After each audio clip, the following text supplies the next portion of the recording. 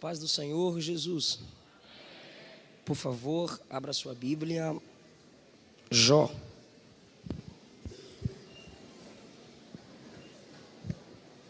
Capítulo de número 11.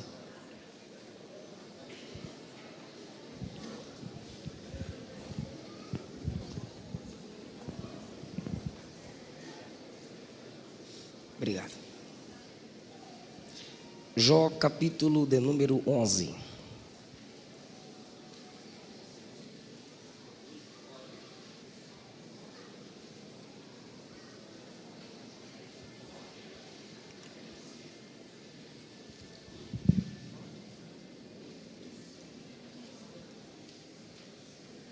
Se você puder manter sua Bíblia aberta, por favor, para a gente ir acompanhando o raciocínio da mensagem, será bem legal, será bem bom. Capítulo de número 11, versículo 4 apenas.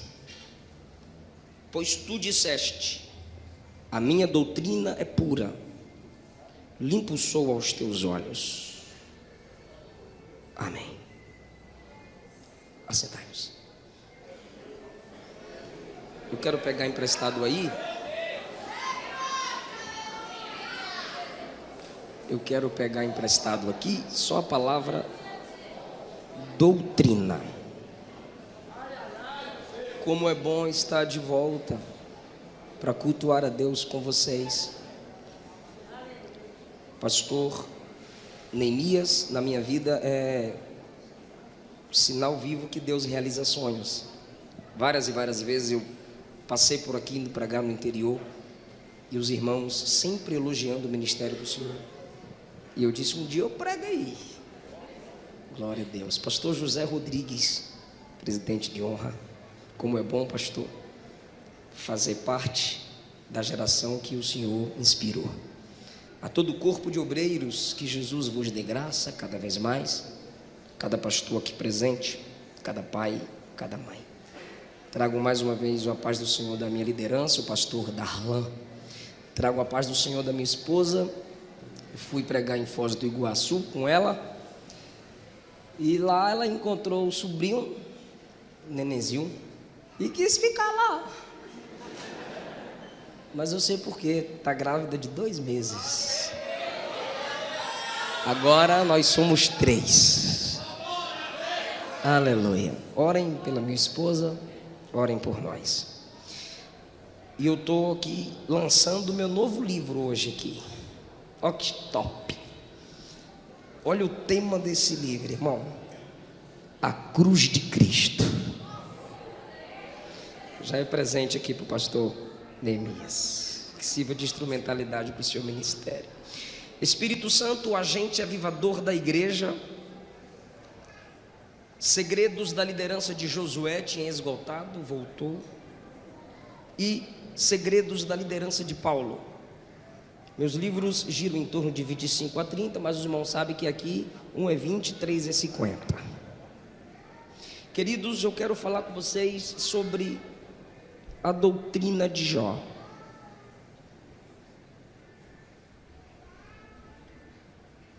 Nós, assembleanos, ainda somos um povo que valoriza o ensino da palavra. E doutrina é ensino, princípios. Se puder colocar um pouquinho de agudo no meu som, estava melhor quando eu estava lendo, aí abafou um pouquinho, por favor. Doutrina é ensino, princípios. E Jó criou uma doutrina. Ele era um orador, ele era um pregador, ele era um homem de influência, era um homem que conhecia a palavra, praticava a palavra. O próprio Deus deu testemunho de Jó. E no capítulo de número 1, eu aprendo que a primeira lição com a doutrina de Jó é uma doutrina que equilibra prosperidade e fidelidade. Essa palavra assusta alguns crentes, porque o Brasil se acostumou com a doutrina franciscana, de que quanto mais pobre você for, mais virtude você tem, e quanto mais rico você for, menos confiança você merece, e isso não é bíblico. A maioria dos estudiosos dizem que Jó é um livro que surgiu antes mesmo do Gênesis. Sendo assim, não seria em vão o primeiro livro da Bíblia começar nos apresentando um homem próspero, um homem rico. Mas a doutrina de Jó equilibrava prosperidade e fidelidade. O versículo 1 diz que ele era um homem e ele era sincero, reto, temente e se desviava do mal. Aqui, todo crente tem que ser um desviado do mal. Nasceram-lhe 7 filhos, 3 filhas, 7.000 ovelhas, 3.000 camelos, 500 juntas, não era 500 bois, eram 500 juntas de bois, 500 jumentas, não é jumento, jumentata, jumento é lerdo, não dá muito dinheiro não, jumenta era algo caro, era um animal caro, muito mais veloz que o jumentinho. Por isso que quando o filho da mulher de Sunem morre, ela põe o menino sobre a cama do profeta e manda o rapaz pegar uma jumenta, porque ela estava com pressa. Se fosse o jumentinho não daria conta de chegar não. E ele era o maior de todos os homens do Oriente, o mais rico, o mais respeitado. Ele era rico, ele era próspero, mas olha o equilíbrio. O próprio Deus disse: ele é sincero. Não há ninguém na terra semelhante a ele. É Deus dando testemunho do homem. Sincero, reto, me teme e se desvia do mal. Isso é Deus falando de Jó para um amigo? Te elogiar para amigo é fácil. Deus chega e elogia Jó para o inimigo, coisa que Jesus não teve coragem de fazer com Pedro, o Senhor fez com Jó. O diabo disse assim: eu quero testar ele, eu quero provar ele, eu quero pegar ele. Deus disse: vai. Quando o diabo disse: eu quero pegar Pedro, provar Pedro, Jesus disse: pai, eu confio não. Eu tenho que rogar muito e tenho que avisar ele aqui. E Jó não teve nenhum aviso, porque ele era sincero. Sua prática era desviar-se do mal, santidade era normal para ele. Por isso Deus não lhe dá nenhum aviso. Perguntaram a John Wesley: o que você desejará estar fazendo quando Jesus voltar? John Wesley disse: o que eu faço todo dia. Eu espero ele todo dia. Se ele for voltar hoje, é um dia comum. Estou orando, lendo Bíblia e vivendo em santidade. Assim era Jó. Não precisou de um aviso prévio. Esse camarada era rico e próspero. Paulo exorta que os ricos vigiem, e os que querem ficar ricos também tomem cuidado. Nem Jesus, nem as cartas paulinas abominam a riqueza, mas ensinam o caminho da riqueza, o caminho da prosperidade. Jesus tinha o ministério de prosperidade, é claro que tinha. Ele tinha conhecimento, ele tinha profissão. Tem gente que quer prosperar, mas não quer trabalhar. Jesus tinha uma profissão, Jesus tinha conhecimento, honrava os pais e, acima de tudo, honrava o pai. Como é que não prospera? Onde eu quero chegar é que Jó, com essa doutrina que equilibra prosperidade e fidelidade, e muita gente rejeita. Eu lembro que Jesus falou, assusta não, Jesus falou mais sobre dinheiro do que sobre quase todos os assuntos. Há na Bíblia 500 versículos sobre oração, quase 500 sobre fé, 2084 sobre dinheiro, 500 sobre posse. Quase metade das parábolas de Jesus era sobre riquezas e prosperidade. Onde estiver o seu tesouro, ali estará seu coração. Então por que Jesus não veio falando de coração, mas veio falando de tesouro? Ele veio falando de tesouro para encontrar teu coração, porque onde tiver o tesouro, teu coração. Então ele vem ensinar ao homem a administrar. O próprio Jesus disse só uma pincelada aqui que eu vou voltar para Jó. O próprio Jesus disse: quem é o homem que vai construir uma torre sem primeiro se sentar para ver o custo e fazer as anotações? O que Jesus está dizendo é: ninguém faz algo grande sem pensar, sem anotar, sem ver a despesa. Aí tem crente que não se controla, ganha 1.000, quer gastar 2.000, a irmã vai no shopping, parece uma centopeia, sai de lá com 10 caixas de sapato e depois quer fazer campanha de prosperidade. Aí está errado. Anda comprando, não paga. Eclesiastes 5 diz que tem gente que o seu trabalho é tão ruim, ele é bom no que faz, mas ele não é bom para cumprir o prazo do serviço. Esse tipo de gente empobrecerá. Provérbio diz: aquele que é diligente no seu trabalho prosperará, o preguiçoso estará na miséria. Então não adianta você isolar textos e querer fazer campanha de prosperidade. Jó prosperava, mas era fiel. Tem gente fazendo campanha de prosperidade, mas não quer largar o pecado, não quer largar a mentira. Quando você largar o pecado, o adultério, a prostituição e vir para Jesus, corre o risco de você perder tudo que tem, porque a sua conquista foi debaixo de engano e de mentira. A verdadeira prosperidade é mais do que ter, é primeiro ser mais para Deus, para o próximo, para a igreja, para a família.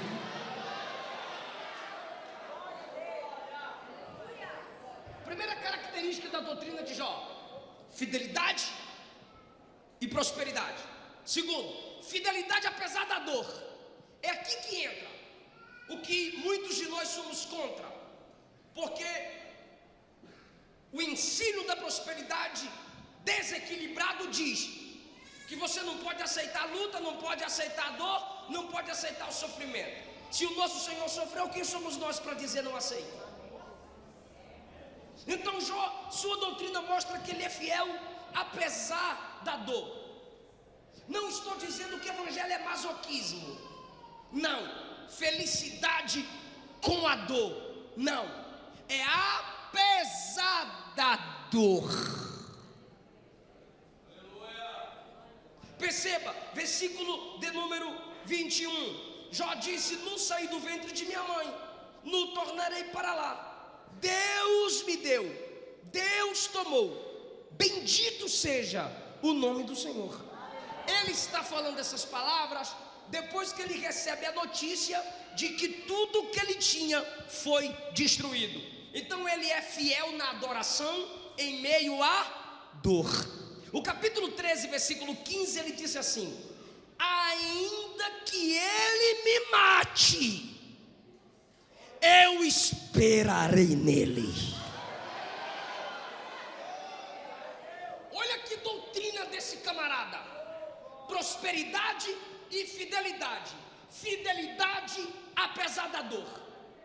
Ou seja, o diabo disse a Deus: Jó não te serve em vão. Está aí no versículo 9 e 10 do capítulo 1. Porventura Jó te serve em vão? Tu não cercaste ele de bênção, cercaste a casa dele com bênção, e tudo aquilo que ele tem, as obras das suas mãos. Por favor, diga: obras das suas mãos. Sabe o que é obra das mãos? Trabalho. As obras de suas mãos abençoaste, e o seu gado está aumentado na terra, não tem mais espaço. Estende a mão, toca tudo quanto tem, e ele vai blasfemar. Essa é uma doutrina satânica. Eu estou com Deus enquanto eu tenho, eu estou com Deus enquanto ele me serve. A doutrina satânica é: eu quero me servir de Deus para servir o dinheiro. Mas a doutrina bíblica é: usarei o dinheiro para melhor servir a Deus.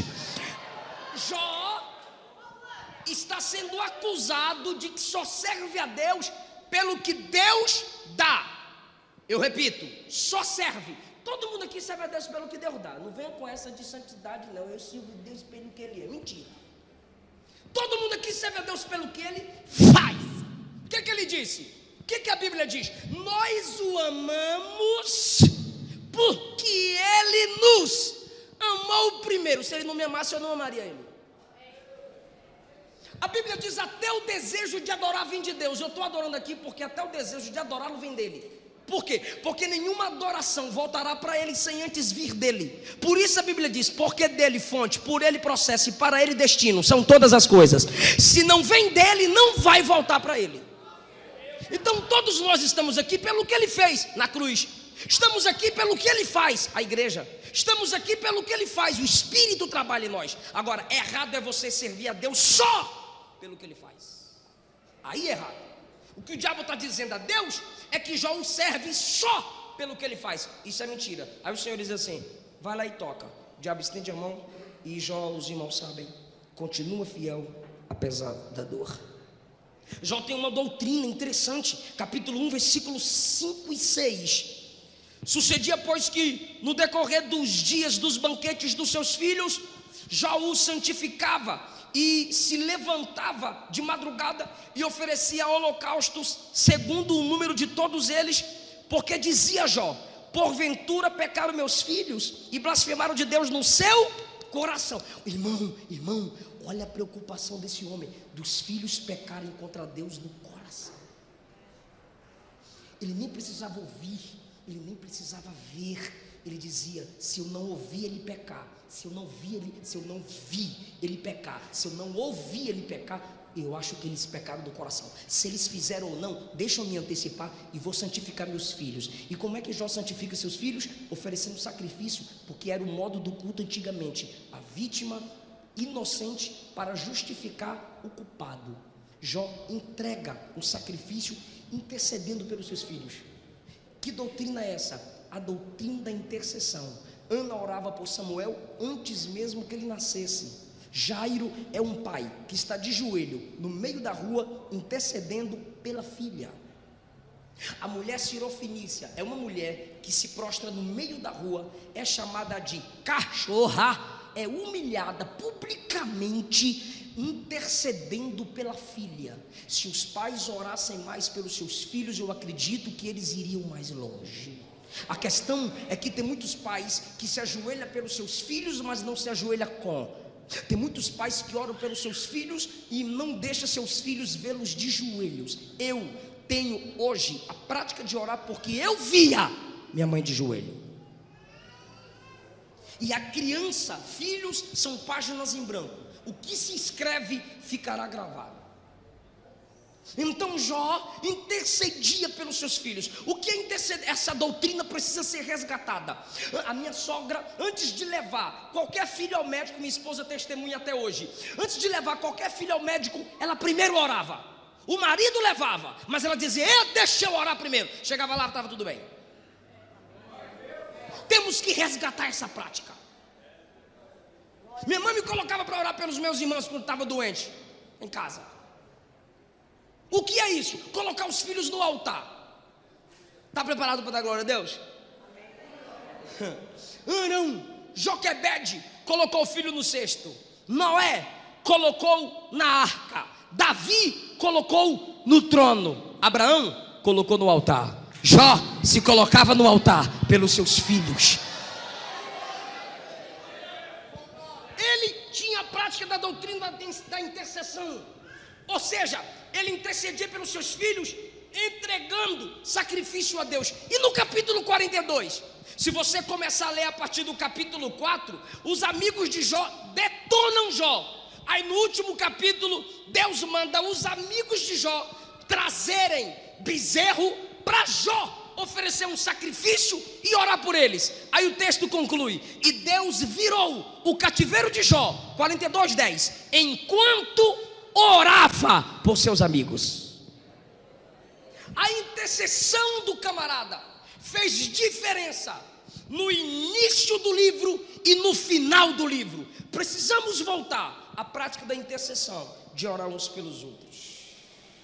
Agora essa doutrina de Jó: primeiro, fidelidade e prosperidade; segundo, fidelidade apesar da dor; terceiro, doutrina da intercessão; quarto, essa doutrina de Jó eu acho maravilhosa, principalmente sabe, aqueles pregadores de quebra de maldição, que pega textos isolados e às vezes fica só por um viés.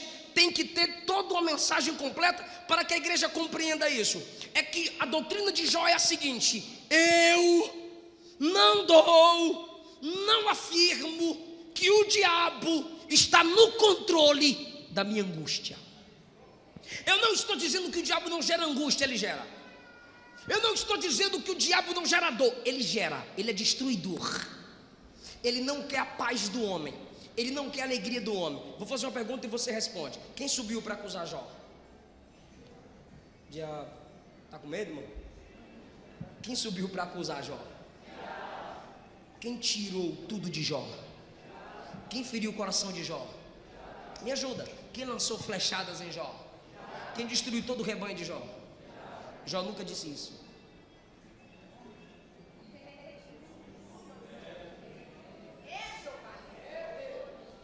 Tu sabes que o diabo é tão maligno que, se ele te humilha, é um tipo de guerreiro.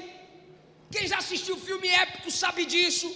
Venceu alguém, que se grite na história: fulano venceu ciclano. Diga na história que fui eu que te destruí. Por isso que o diabo gosta de deixar sua marca, para que todos reconheçam que foi ele. Por isso que os satanistas têm suas marcas, seus emblemas, as religiões ocultas, para que se saiba que foi o diabo. Aí você vai para a Bíblia. Isso aqui, como são muitos, eu tive que anotar. Ele não dá o controle da sua vida nem do seu sofrimento para Satanás. Olha o que ele diz no capítulo 1, versículo 21. Eu já disse e releio: no saí do ventre, no tornarei para lá. Quem me deu foi o Senhor. Quem me tomou? Alguém diria Satanás. Jó não, quem tomou também foi o Senhor. Bendito seja o nome do Senhor. Capítulo 6, versículo 4, olha o que Jó disse: as flechas do Todo-Poderoso estão em mim. O diabo está dizendo: sou eu, rapaz, que você nada. Você continua servo de Deus, então foi Ele que permitiu, é Ele que está no controle da minha vida.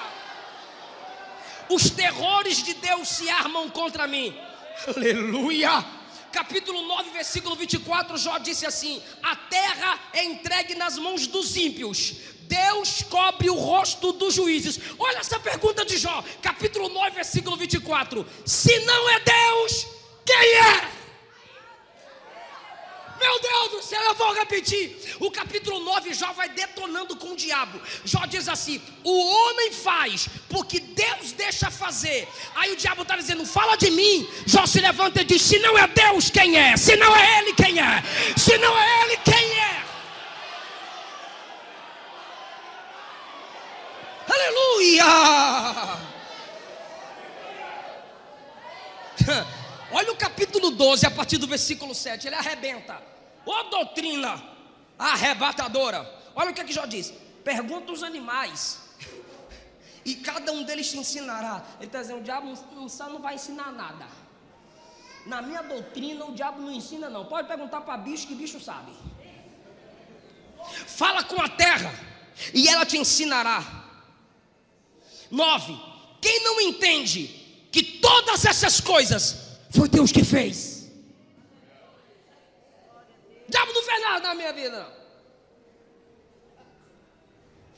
Olha o versículo 10: na sua mão está a alma de tudo quanto vive, o espírito de toda a carne humana. Ele derruba e ninguém levanta, quem ele prende, ninguém liberta. Com ele está a força e a sabedoria. Seu é o que erra, seu é o que acerta. Rapaz, olha o que ele diz no capítulo 19, versículo 6: saibam agora que foi Deus que me transtornou, e sua rede me cercou. Então, o crente imaturo. Os irmãos, os meninos, os homens estão perseguindo eu. Aí chega um espiritualista. Isso é coisa do capeta. Isso é coisa do diabo, irmão. Faz umas campanhas de sal, de rosa, de água. Isso é coisa do capeta. Aí chega para tu e diz assim: tá amarrado. Cara, mas eu quero o diabo amarrado em mim, amarra em tu. Repreende. Só que aí chega o crente espiritual e maduro. O homem te feriu? Feriu. Foi o diabo que usou ele? Foi. Quem é que está acima do homem e acima do diabo? É Ele quem está no controle da sua vida. É Ele que está no controle da sua história. E Ele me manda dizer a alguém aqui: no final dessa prova você vai entender. Aleluia! Se você ler João capítulo 11, sem pesquisar os originais, você se assusta. Porque Jesus diz assim: essa enfermidade não é para a morte, mas Lázaro morre. Aí você diz: Jesus mentiu. Pois bem, temos que buscar a tradução correta. Essa enfermidade não é para a glória da morte.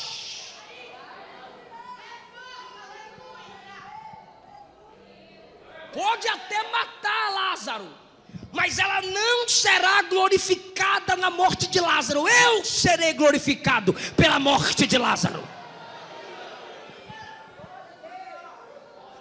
Você quer Deus, né, irmão?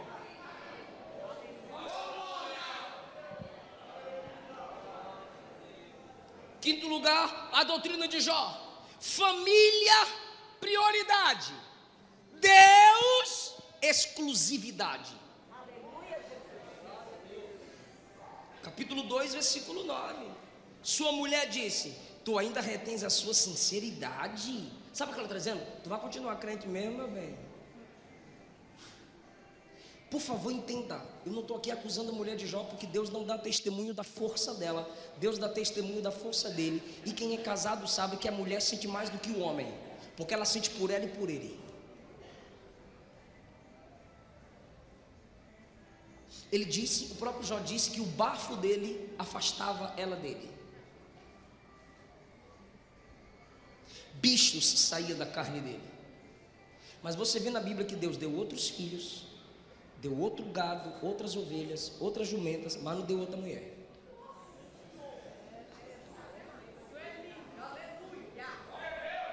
Meu Deus.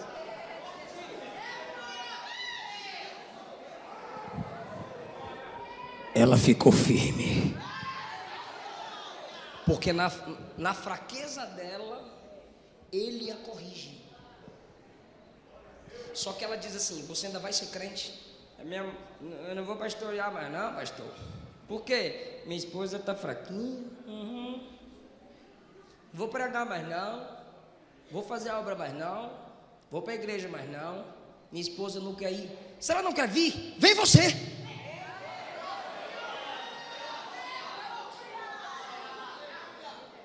Se ele não quer, queira tu. Nabal desonrou Davi. A esposa Abigail disse: eu vou honrar Davi. Se ele não toma atitude, ela toma. A família escapou. Davi ia matar todo mundo, irmão, porque Davi era pior que Saul para matar, viu? Não venha com essa não. Davi disse: eu vou lá agora e matar todo mundo. O homem com fome, cai fora. Davi disse: eu estou com fome, vou matar todo mundo. Se não fosse, ele já estava no caminho. Abigail veio na frente. Então, se Davi não fez, ela fez. No caso de Jó, se ela não faz, Jó faz. Desvia, meu bem. Amaldiçoa. Alguns dizem que a tradução aqui é o contrário, né? Abençoa. Mas tem uma pergunta dela: ainda retens a sua integridade? Tu vai continuar crente? Tu vai continuar justo? Ele olha para ela e diz assim: como fala qualquer louca. Olha a doutrina, olha a doutrina. Ele não chama ela de louca, porque a doutrina de Cristo é que se eu te chamo de louco, de tolo, eu sou réu. E a doutrina de Jó, eu só estou pregando para vocês, porque essas doutrinas aqui se coadunam com a doutrina de Cristo. Qualquer doutrina que qualquer pessoa vier pregar, que não se encaixa com a doutrina de Cristo, é maldição. Por isso que quando eu comecei com a prosperidade, eu fui lá para Cristo. Quando eu falei do sofrimento, fomos para Cristo, porque Ele sofreu.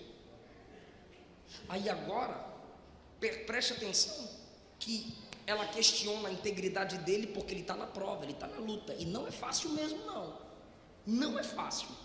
Aí ele diz assim: como fala uma louca, fala tudo, receberíamos o bem de Deus, e não receberíamos o mal.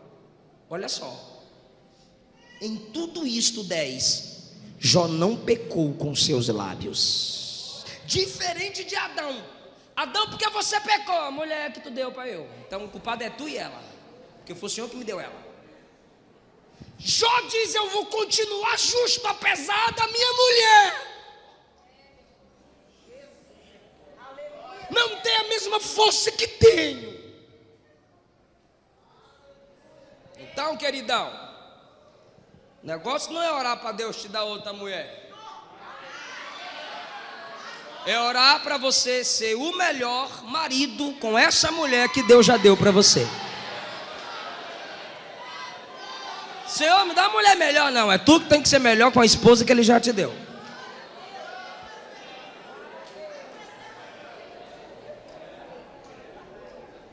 Família é prioridade. Ele escutou ela, ele aconselhou ela, ele permaneceu com ela e ela permaneceu com ele. Mais do que palavras, o que vale é atitude. Na prosperidade ele não a abandonou, ele teve tudo de volta. Ele é o que é mais citado, mas ela continuou lá. Ou seja, a família foi prioridade, mas Deus, exclusividade. Ele não desonra a Deus por causa da fraqueza da mulher. Jó ensina que o homem é passageiro. Por isso você deve aproveitar as oportunidades. Por isso você não pode, jovem, ficar acordando tarde, preguiçoso. Tem que estudar, você tem que acordar cedo. Você tem que dormir tarde estudando e acordar cedo, trabalhar e estudar. Porque, pastor Neemias, os camaradas querem tirar onda com 20 anos de idade, cabelo de moleque, carro rebaixado, roda mais cara que o carro. Com 15 anos o senhor levantava às 5 horas da manhã. Eu vos prego hoje para trabalhar. Eu vos prego hoje, Brasil fora do Brasil, tenho livros escritos, estou integral no ministério, co-pastor em um canto, mas eu já vendi caldo de cano na praia. Olha o caldo de cano de crente. Já vendi peixe, eu sou de Ilhéus, Bahia, meu pai é pescador, meu pai trazia o peixe. Se eu com 29 eu sou desse tamanho, imagine com 10 anos vendendo peixe, os peixes arrastando tudo na rua assim, que era cada peixão. Olha o peixe, o povo comprava por pena, irmão, que o peixe chegava cheio de terra, porque arrastava nas ruas. Já vendi livro em porta de igreja sem ser meu, não tinha agenda como tem hoje, ia para os congressos para vender livro, ligava para os pastores oferecendo o livro para vender, primeiro eu lia, depois empacotava e vendia. Eu comprava para vender e lia, eu não tinha condições de ter para vender e para mim. Já trabalhei no Lava Jato, pastor Eduardo, lá em Brasília, me colocou para morar no barraco de fundo e disse: você trabalha no Lava Jato de segunda a sexta, prega sábado e domingo, um domingo por mês você prega na minha igreja, e de segunda a sexta você trabalha no Lava Jato e eu te dou moradia atrás. Fechou, de boa. Então trabalhava no Lava Jato um período, estudava, tive que deixar de estudar para trabalhar, ajudar minha família na Bahia, depois tive que fazer supletivo. Porque tem uns folgados aí que está deixando a esposa com fome, filho com fome, dizendo que Deus chamou para a obra. Primeira igreja é sua esposa e seu filho.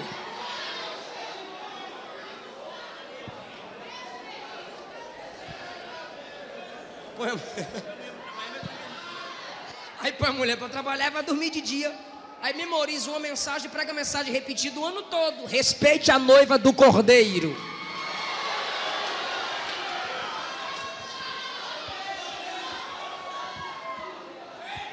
Deus me deu essa palavra à tarde lá no hotel. Estou achando ela forte, irmão. Ou seja, o homem é passageiro. Aproveite a oportunidade que você tem para estudar, para crescer na vida. Seja inteligente. Capítulo 7, versículo 1. Porventura não tem homem guerra sobre a terra? Guerra. Não é fácil, a vida é guerra. Camarada mandou um WhatsApp para mim: pastor, eu descobri que ser crente é muito difícil. Eu disse: boa descoberta.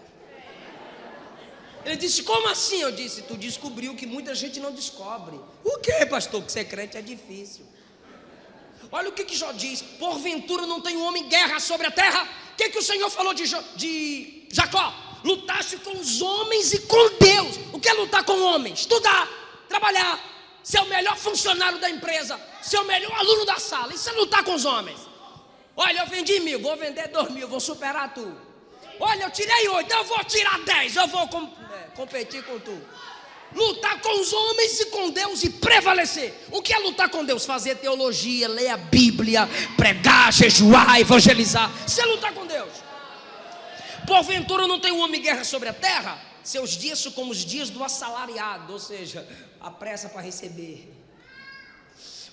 Como o servo que suspira pela sombra, como o assalariado que espera pela paga, os meus dias são mais velozes do que a lançadeira do tecelão. A minha vida, versículo 7, é como o vento. Ou seja, aproveite as oportunidades, não durma no culto. Ouça a mensagem. Irmão, eu lá na Bahia, eu ia de bicicleta para a escola. Quando eu pregava assim, ganhava umas ofertas, meu pai me dava uma bicicleta. Aí eu pedia para alguém pedalar para mim, que era 1 hora até chegar na escola. Eu morava no bairro Nossa Senhora da Vitória, né? Deles, Senhora da Vitória, deles. Aí, até chegar na escola, 40 minutos, 1 hora de bicicleta. Aí eu oferecia: tá perto, me leva. Aí eu sentava no quadro e eu ia lendo Bíblia. No intervalo, eu ia ler Bíblia, não ia chupar picolé, nem ficar conversando com as meninas. Eu não estou me gloriando, é Deus que não me permite esquecer de onde vi. Porque você só pode chegar onde alguém chegou se você decidir andar pelos caminhos que ele andou. Então, querido, é assim, já que a vida é breve. Aí eu olho para mim e vejo: meu Deus do céu, janeiro já tenho 30, minha esposa já está grávida. A vida é breve. Meu pai mandou um áudio para mim hoje: meu filho, eu estava aqui chorando. Falei: foi o que, pai? Lembrando eu te levando para pregar nas roças, subindo morro, descendo morro, e você nos meus ombros, bota na cabeça, o violão na minha cabeça para tocar. Sua mãe te levando a pregar nas roças, e ela colocava uma sacola no seu sapato, para você não sujar a igreja de tábua e piso vermelho. Aí andava na lama com sacola no sapato, escorregando, mas era para não sujar a igreja. Então a oportunidade que eu tinha, eu aproveitei. Eu morei sozinho em Brasília 10 anos, saí da Bahia com 12, morava em cima da igreja no bairro do Pessu, num quartinho, estudava a Bíblia de meia-noite às 4. Solteiro, a fazer o quê? Não tinha celular, não tinha internet. Lê Bíblia, meu irmão, sem agenda. Não ficava dizendo agendas abertas, não, abre a Bíblia, fecha a agenda. Aí ficava lendo Bíblia de meia-noite às 4, dormia até meio-dia, ia estudar. Depois arrumei um emprego no Lava Jato, melhorou. Ou seja, aproveitar as oportunidades, porque a vida é breve. Capítulo 9, versículo 25: meus dias são mais velozes do que um correio. Passam, versículo 26, como navios veleiros, como a águia que se lança a comida. Tu já viu uma águia dando aquele voo para pegar um peixe?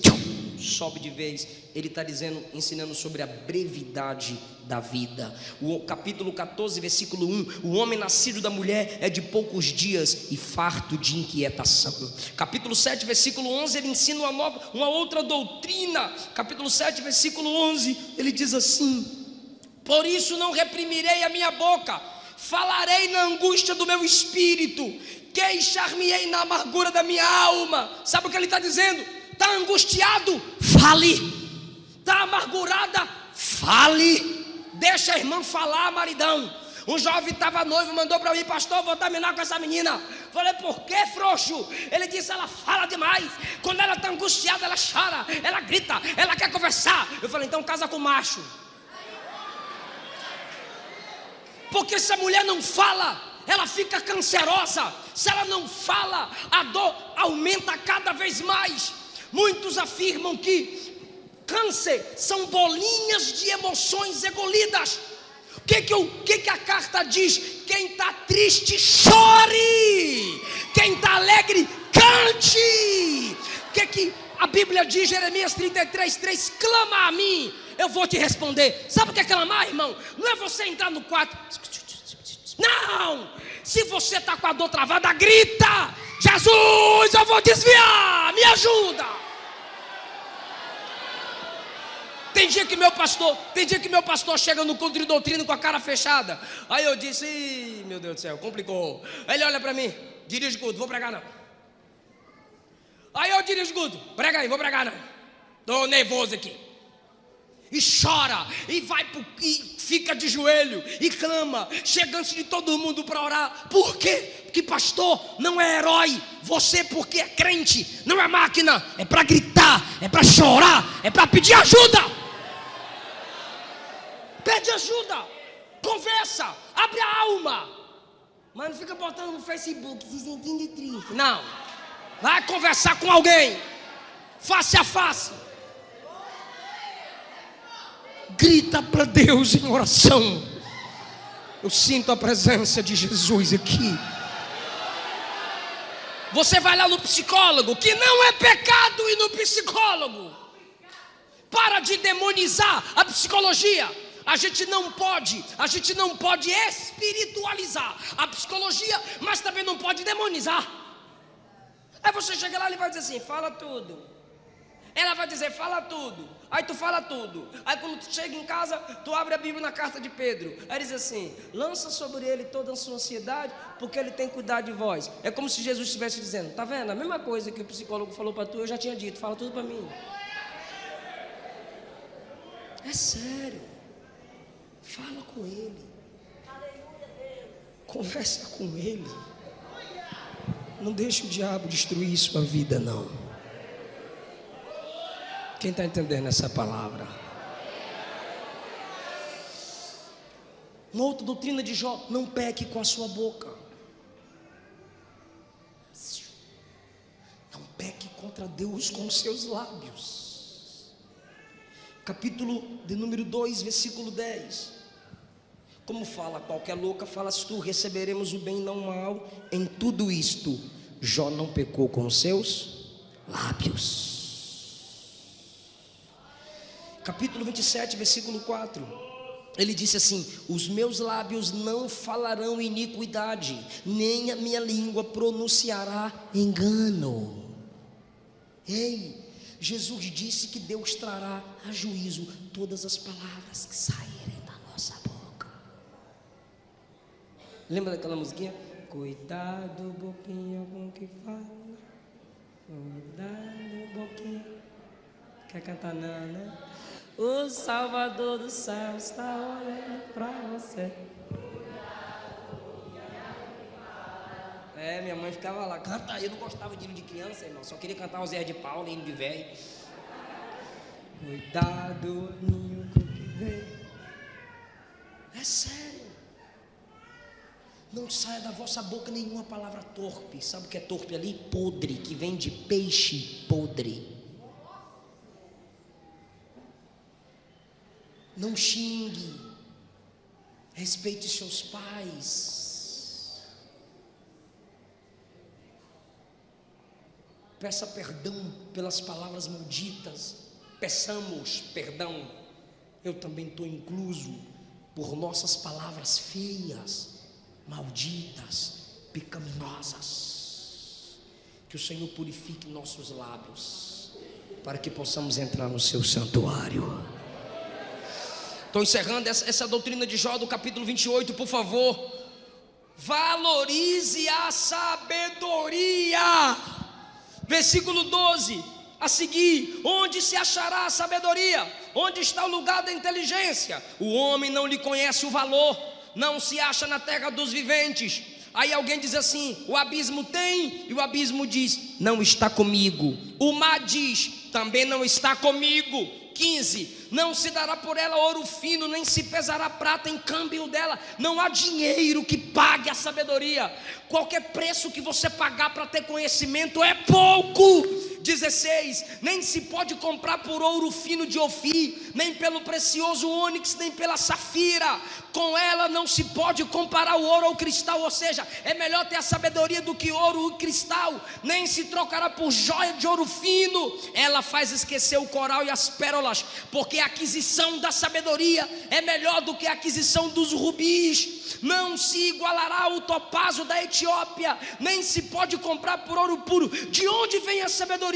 Onde está o lugar da inteligência? Ela está encoberta aos olhos de todo vivente e oculta as aves do céu. A perdição e a morte dizem: eu ouvi com os meus ouvidos a fama da sabedoria. Até a morte já ouviu falar da sabedoria. 23, Deus entende o caminho da sabedoria. Ele sabe o lugar da sabedoria. Ele vê as extremidades da terra, tudo que há debaixo do céu. Ele deu peso ao vento, ele tomou a medida das águas. Quando ele prescreveu uma lei para a chuva, caminho para o relâmpago dos trovões, ele viu a sabedoria, ele estabeleceu a sabedoria, ele esquadrinhou a sabedoria. Mas ele disse ao homem: eis que o temor do Senhor é a sabedoria, se apartar do mal é a inteligência. Valorize a sabedoria, valorize a maturidade. Ouça os mais velhos, respeite quem já viveu o seu futuro. Não passe um dia sem ler a Bíblia, não passe um mês sem ler o livro.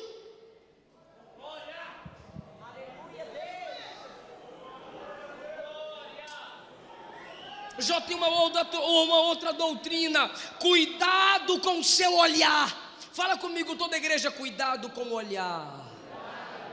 Olha o capítulo 31, versículo 1: fiz concerto com os meus olhos, como eu os fixaria numa donzela, numa virgem.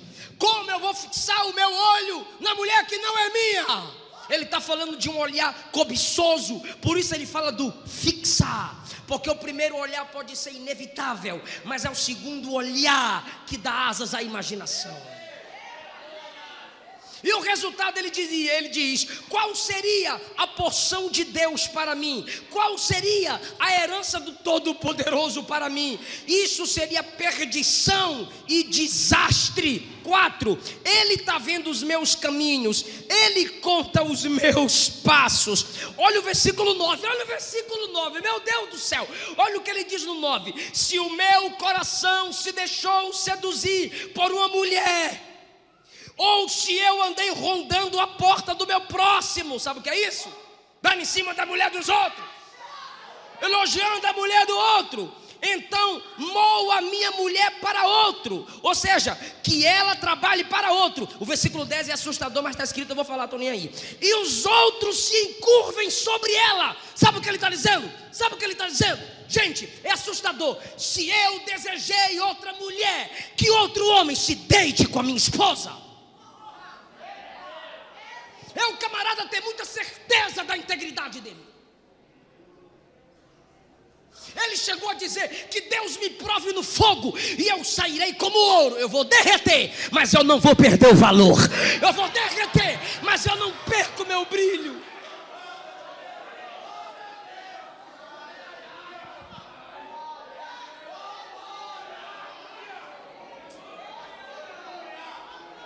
Meu filho, quer parar de masturbar? Pega esse computador, tira do quarto, coloca na sala, para todo mundo ver o que é que tu está vendo. É sério, é guerra. Sai desse grupo imoral. Se afasta dessa menina que critica a sua virgindade, essa filha do cão. Sai da roda do escarnecedor. Tu é virgem? Miga. Esse negócio de miga, parece que vejo a serpente assim.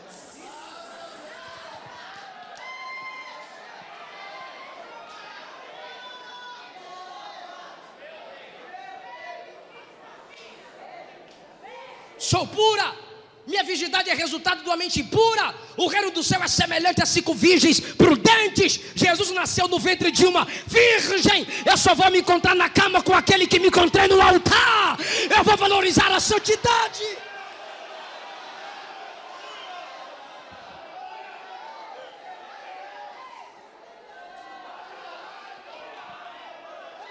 Aleluia. Jesus disse: se teu olho te faz pecar, arranca. Jesus disse: aquele que olhar para uma mulher e desejá-la no teu coração, já adulterou com ela. A doutrina de Jó vai encaixando com as doutrinas de Cristo. Mas tem umas irmãs também que não ajudam os meninos. A espada está afiada, é os dois lados. Tu dá glória quando os meninos apanham. Mas tu vem para a igreja 3 em 1, irmã. Jezabel, Dalila, mulher de Potifar.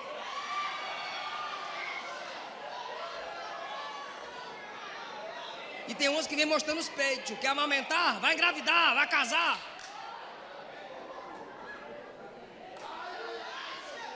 É porque a mulher não é levada pelo que vê, mas o homem é. E Jesus disse: ai daquele de onde provém o escândalo. O que é escandalizar? Tropeçar. Se alguém se escandaliza pelo seu modo de se vestir, Deus vai responsabilizar tu. Casa, outro, tem gente me xingando na internet, mas tô nem aí. Outro caso, tu termina esse namoro na porta da minha igreja. Ainda bem que ela terminou o namoro, Stephanie. Eu falo mesmo. Se ela estivesse namorando, eu não falaria o nome. Ah, pastor, tá namorando. Cadê o cabra? Aqui. Cabrão fortão. Casar, né? Não, casar não. Casar. Eu disse: eu não ouvi. Eu falei pra Luana. Eu falei: não ouvi direito, amor. Amor. Eu falei: casar, né? Não, casar não. Eu olhei pra cara dela e falei: bestalhada. O cara fala na sua cara que com você ele não casa. Parabéns. Valor que o cabra te dá. Rei nada. Ele não te valoriza como mulher. Aí eu olhei para ele e falei assim: tu tá se envolvendo com a mulher de outro cara. Como assim, pastor? Ele já pensou em traição? Que o pecador sempre quer esconder o pecado dele culpando o outro. Você está se envolvendo com a mulher de outro cara. Como assim? Eu falei: você disse que não casa com ela vai achar um macho de verdade que vai casar com ela.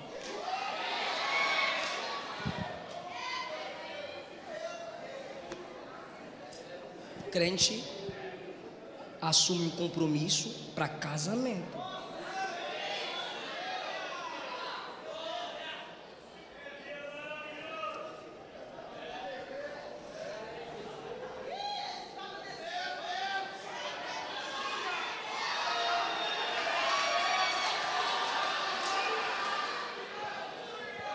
Eva viu o fruto, desejou, porque fixou o olhar.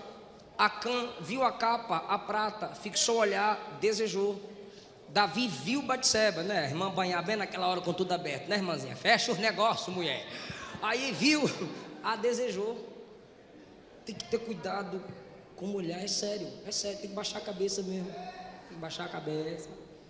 A esposa tem que virar a cara dele assim: olha pra cá, meu bem, eu sou mais bonita. E último lugar, em nenhum momento eu disse que a doutrina de Jó é perfeita, porque a doutrina perfeita é a doutrina de quem? De Cristo. A doutrina de Jó precisou de aperfeiçoamento, mas acredite, ele aperfeiçoou. Olha o que ele diz no capítulo 14, versículo 4: quem do imundo tirará o puro? Ele poderia deixar só a pergunta, mas ele chega e afirma: ninguém. É porque ele não conhecia a graça que conhecemos. Olha lá. Quem do imundo tira o puro? Ele poderia deixar só a pergunta, mas ele afirma: ninguém! A questão é o conhecimento que ele tem. Se essas doutrinas que ele tem, que ele deu a nós, ele ainda tinha um conhecimento limitado, imagine se não tivesse. Mas a gente sabe que tem um que tira o que é bom de quem é mau. Oh, glória! A graça torna miseráveis pecadores em filhos do reino. Nós não teríamos paciência com Pedro, ele acreditou até o fim. Nós não chamaríamos Judas de amigo, ele chamou.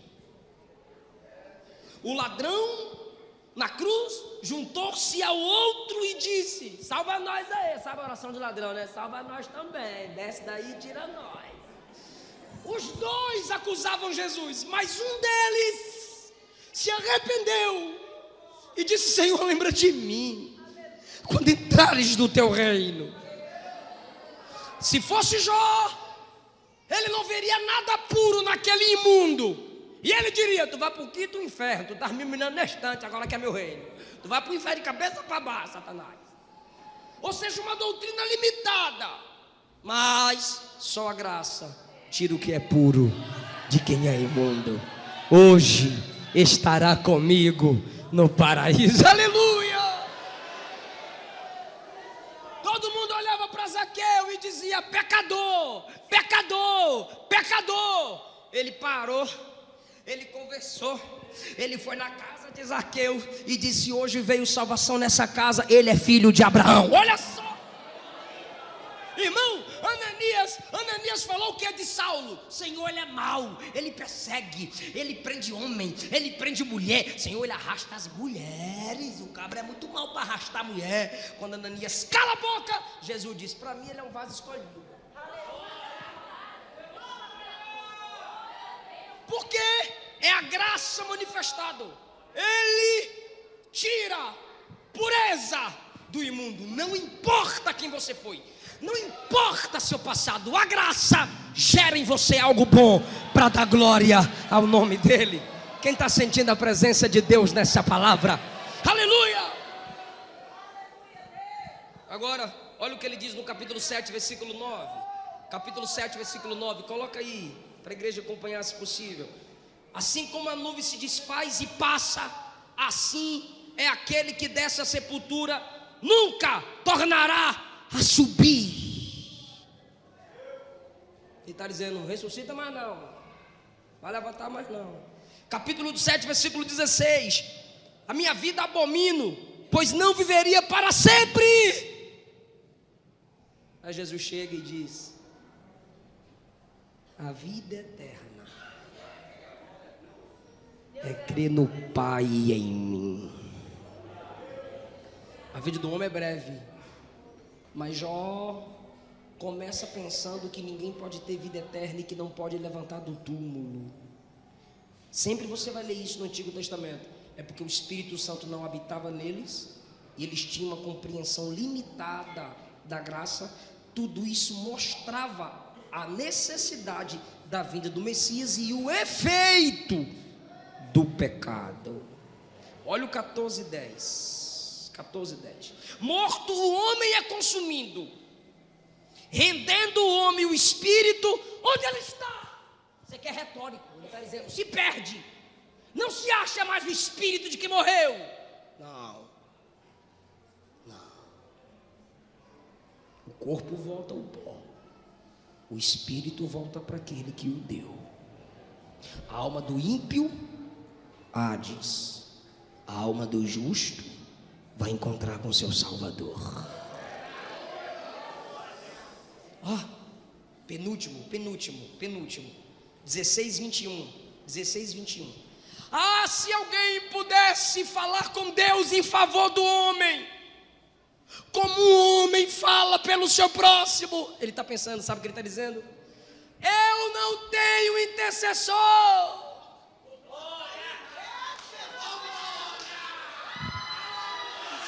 Eu não tenho advogado. Não Não tem ninguém para chegar a Deus e falar por mim. Mas a igreja tem, a igreja tem.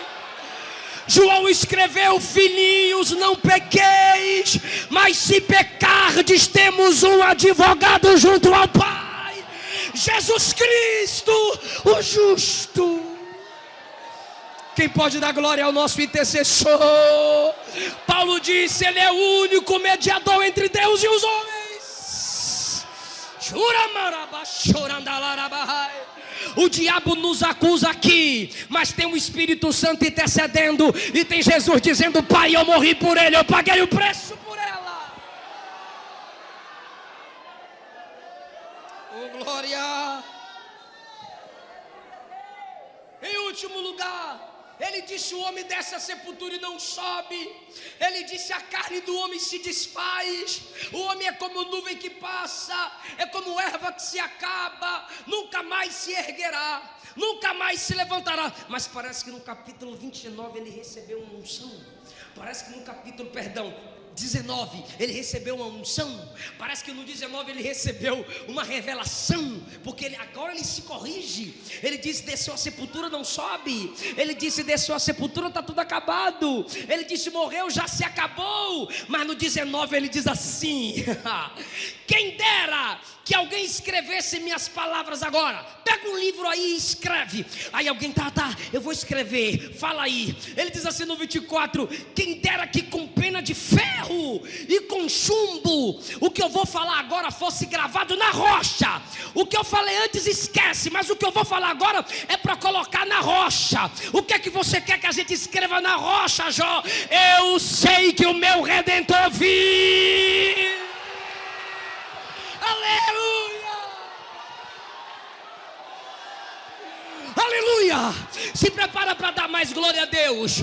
Em breve se levantará. Agora olha o 26. Olha o 26. E depois da minha pele ser consumida, eu vou levantar e vou ver Deus face a face. Eu vou levantar e verei Deus. Quem pode ficar em pé para dar glória ao Cristo que é a doutrina perfeita?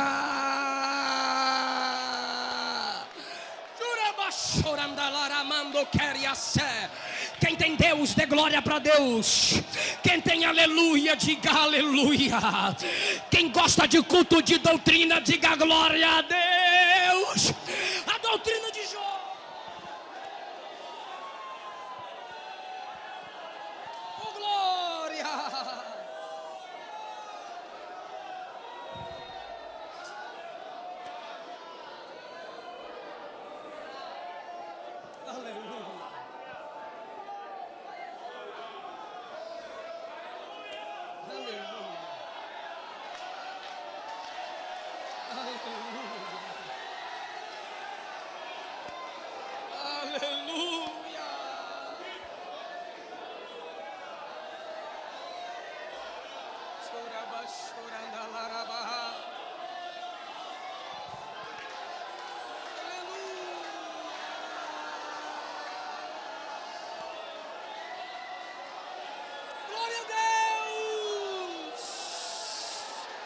O teu Redentor está vivo e te escuta. Em meio à prova, Jó deixou essas lições para nós. Essa prova que você está passando, você vai influenciar muita gente, vai mudar muita gente. Eu quero saber se tem alguém aqui que está afastado do Evangelho, mas quer voltar para Jesus hoje. Eu quero orar por você que se afastou do Evangelho. Vem cá na frente, eu quero orar por você que se afastou do Evangelho. Você que não é evangélico, eu quero orar por você. Você que se afastou do Evangelho, deixa eu orar por você aqui. Você que não é evangélico, deixa eu orar por você aqui. Alguém vai te convidar para vir aqui à frente, não diga não. Vem com essa pessoa.